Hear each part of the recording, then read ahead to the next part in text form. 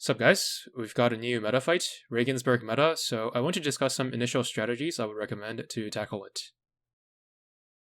Regensburg meta is a light armor meta fight of which we had two back-to-back just before Yorktown meta, so the same ships that were good in the Yudachi and Kawakaze meta fights will still be good, with the exception of Chapayev, since the skill she's primarily used for only works against destroyers, which Regensburg is not.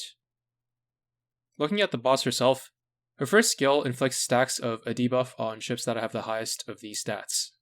So for example, the ship that has the highest evasion will get 1 stack, the ship that has the highest accuracy will gain 1 stack, the ship that has the highest torpedo will gain 1 stack, and if you have one ship in your fleet that has the highest of all 3 stats, then they will gain 3 stacks.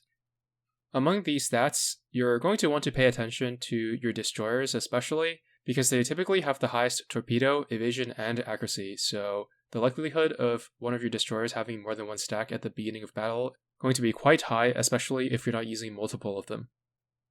The first stack only increases their damage taken by 10%, which is nothing to worry about, but the second stack onwards increases their damage taken by a whopping 220% for some reason.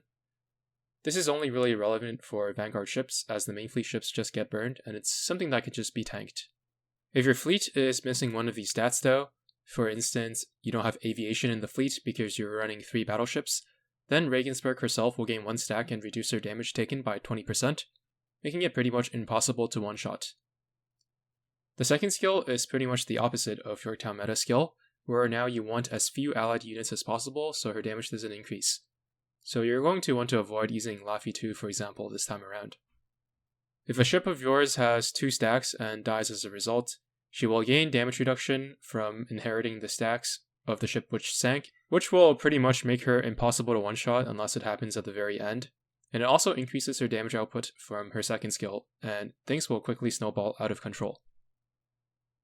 Here is what happened in one of my runs when I didn't pay close enough attention to my Vanguard loadouts. Aldrich started off the battle with 2 stacks and died very quickly.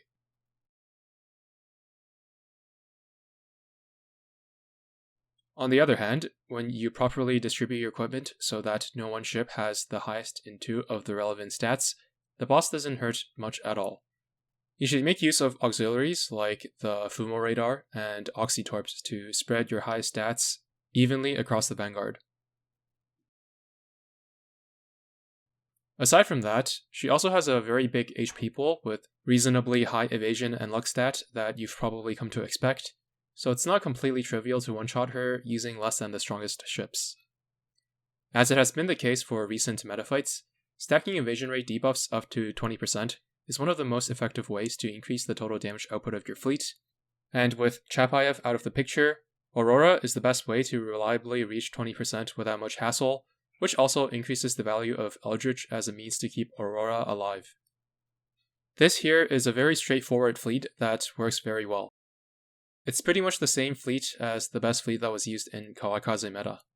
The main fleet consists of the strongest ships against light armor, and the Vanguard has Aurora for her evasion rate debuff, Eldritch to both protect Aurora and set up the main fleet with her slow to massively improve consistency, and then Plymouth for her high and consistent damage contribution with her own damage plus the flagship buff.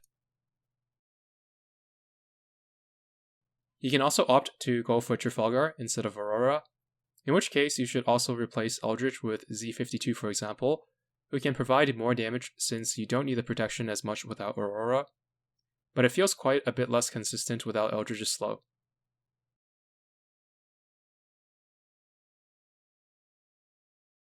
As mentioned earlier, if you're missing aviation, Regensburg will start the battle with 1 stack, so when I tried a full battleship fleet, it was 20 bars short of one-shotting the boss. Dividing the final damage of this battleship fleet by 0.8 just to see how much damage it would have done without the reduction, this would have been just barely enough to one-shot, but with the 20% reduction, it's probably impossible. There are Vanguard ships like Halford that can add aviation, but then you'll have to distribute 4 stats among 3 Vanguard ships, making one of them very vulnerable, unless you can find some way to make one of your main fleet ships have the highest accuracy in the fleet, which also seems like a pain in the ass. I also tried the Kearsarge Yorktown Lexington fleet with William D. Porter, which also works with a 4-salvo loadout. This should work just as well, if not better, with the Lion in place of Kearsarge, Just make sure you have some mix of high firepower and aviation in the main fleet. I used Willie D as the main tank because her torpedo cooldown was getting pushed back too much as the rear ship, and it wasn't going off before the carriers to apply her buff. She's not particularly tanky, just okay, but the boss doesn't hurt much with one stack, and it seems consistent enough with Eldritch support. This fleet is not as consistent as the Lion and Alsace fleet though, not even close. You can also make the compromise of removing Eldritch for Z52 or Plymouth for more damage, and being capable of main tanking. With Lexington's route, you don't need Eldritch's slow. This should increase the one-shot rate, but no promises that Aurora won't die if you decide to do that. I'll try to update the seasonal tier list to the best ships in this fight after a few more days of testing. Alright, that's it for this first look at the Regensburg meta fight. Thanks for watching, and see you in the next one.